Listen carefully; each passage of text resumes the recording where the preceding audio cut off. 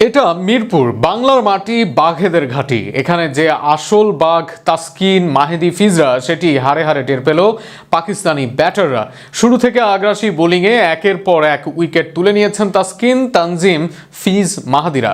আর তাতে অল্পতেই থামলো পাকিস্তানি ব্যাটারদের শাসন করা নিয়ে বিস্তারিত থাকছে প্রতিবেদনে। ইনিংসের প্রথম ওভার অধিনায়ক লিটনের ভরসার হাত শেখ মাহেদীর কাঁধে। প্রথম ওভারে প্রায় উইকেট এনেই দিয়েছিলেন, তবে ফখর জামানের দেওয়া সহজ ক্যাচ হাত ফসকে যায় তাসকিনের। তবে সেই হাতে লিটন তুলে দেন দ্বিতীয় ওভার, আর বল হাতে নিয়ে ওভারের পঞ্চম বলে ফিজের ক্যাচ করে ফেরান সাইম আইয়ুবকে। অবশ্য নিজের উইকেট তোলার নেশা তখনও কাটেনি দলের ভাইস ক্যাপ্টেন মাহেদীর। নিজের দ্বিতীয় ওভারে এসেই শামীমের ক্যাচ করে ফেরান সদ্য উইকেটে আসা মোহাম্মদ হারিসকে। আসা যাওয়ার মিছিলে পাকিস্তানকে আরও দাবিয়ে দেন তানজিম হাসান সাকিব।